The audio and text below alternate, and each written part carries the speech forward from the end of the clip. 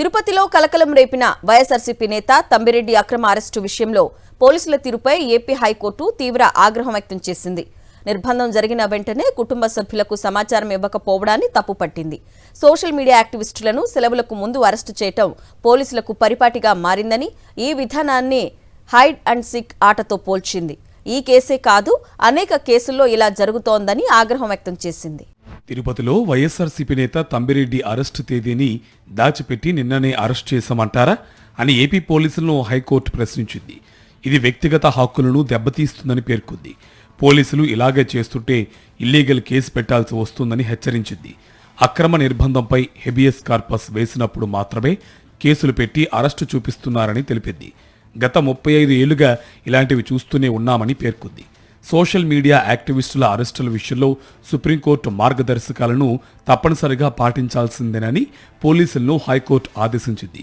తదుపరి విచారణను సోమవారానికి వాయిదా వేసింది. తంబిరెడ్డిని విడుదల చేయాలని లిఖితపూర్వక ఆదేశాలు ఇవ్వడం లేదు, మౌఖికంగా ఈ విషయాన్ని చెబుతున్నామని హైకోర్టు తెలిపింది. తంబిరెడ్డిని విడుదల చేయడం పోలీసులకే మంచిది. ఏం జరిగిందన్న దానిపై చాలా స్పష్టత ఉంది.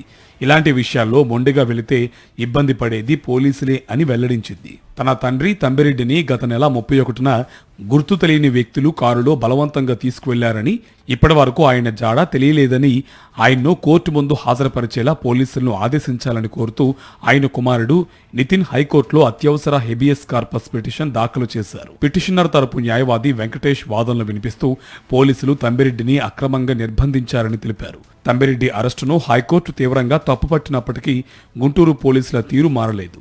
గురువారం రాత్రి గుంటూరు జిల్లా జడ్జి ముందు ఆయన్ను హాజరుపరిచారు.